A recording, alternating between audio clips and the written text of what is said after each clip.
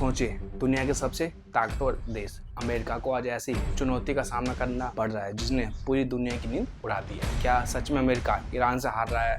क्या वजह है कि ब्रिटेन, फ्रांस और यूरोप के बड़े देश अमेरिका को अपना एयर स्पेस देने से मना कर रहे हैं? और आखिरी इस पूरी जंग के पीछे एक ऐसा कौन सा खेल चल रहा है जो दुनिया से छिपाया जा रहा है? हेलो दोस्तों, मैं करण किशोर, आपका स्वागत है हमारे चैनल। आज हम बात करने वाले एक उस टकराव की जिसने दुनिया की पावर पॉलिटिक्स को हिला दिया। अमेरिका बनाम ईरान। लेकिन ये सिर्फ दो देशों की लड़ाई नहीं, बल्कि एक ऐसा ग्लोबल चेस गेम है जहां हर चाल के पीछे छुपा है एक बड़ा मकसद। सबसे पहले समझते हैं कि आखिर ये टकराव शुरू कैसे हुआ। 2026 की शुरुआत में जब अमेरिका और उसके सहयोगियों ने ईरान के न्यूक्लियर प्रोग्राम को लेकर सख्त रुख अपनाया तो तनाव तेजी से बढ़ने लगा। अमेरिका का दावा था कि ईरान गुप्त रूप से न्यूक्लियर हथियार बनाने की तैयारी कर रहा है। वहीं ईरान ने इस आरोपों को पूरी तरह झूठ बताया। लेकिन हालत तब बिगड़ गई जब रणनीतिक ठिकानों पर हमले हुए और उसके बाद दोनों तरफ से जवाबी कार्रवाई शुरू हो गई और धीरे धीरे ये टकराव एक ऐसे स्तर पर पहुंच गया जहां हर दिन नए खतरे सामने आने लगे। अब सबसे बड़ा सवाल, क्या अमेरिका हार रहा है? देखो, सीधी बात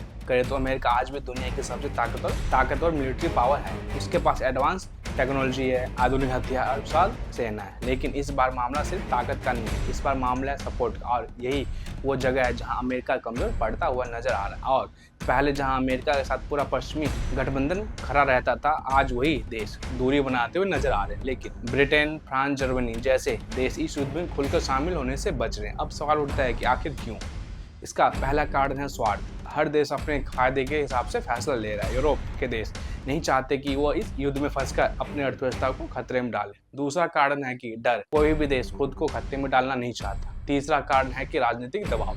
यूरोप की जनता इस युद्ध के खिलाफ है, लोग सड़कों पर उतर रहे हैं, सरकारों पर दबाव बना रहे हैं कि वो इस जंग से दूर है। चौथा कारण है इंटरनेशनल लोग। कई देशों का मानना है कि ये युद्ध अंतर्राष्ट्रीय नियमों के खिलाफ है और वो इसमें शामिल होकर अपनी छवि खराब नहीं करना चाहते। अब बात करते हैं कि उस मुद्दे की जिसने पूरी दुनिया को चौंका दिया, एयर स्पेस का इनकार। जब फ्रांस और कुछ अन्य देशों ने अमेरिका को अपने एयर स्पेस इस्तेमाल करने से मना किया तो ये एक बहुत बड़ा संकेत था। इसका मतलब साफ था कि अमेरिका को हर कदम बहुत सोच समझ कर उठाना होगा, क्योंकि बिना एयर स्पेस सपोर्ट के उसकी मिलिट्री मूवमेंट सीमित हो जाती है। अब सोचो, एक सुपर पावर जिसके पास सब कुछ है लेकिन रास्ता ही बंद कर दिया जाए तो उसकी ताकत का असर कितना कम हो जाएगा। यही इस समय हो रहा है। अब आते हैं नाटो पर। नाटो, जिसे दुनिया का सबसे मजबूत सैन्य गठबंधन माना जाता है, आज उसमें दरार साफ नजर आ रही है। सिर्फ कुछ देश अमेरिका के साथ है तो कुछ दूरी बना रहे हैं और यही दरार इस युद्ध को और जटिल बना रही है। अब सवाल, क्या ईरान सच में मौजूद हो गया है? तो जवाब है रणनीति में हाँ। ईरान ने सीधी लड़ाई के बजाय एक अलग रास्ता चुना, इनडायरेक्ट वारफेयर, यानी ड्रोन अटैक, मिसाइल स्ट्राइक और प्रॉक्सी ग्रुप के जरिए। ये तरीका सस्ता भी है और प्रभावी भी। और सबसे बड़ी बात, इसमें सामने वाले को लगातार दबाव में रखा जा सकता है। अब बात करते हैं कि सबसे बड़े फैक्टर की, ऑयल।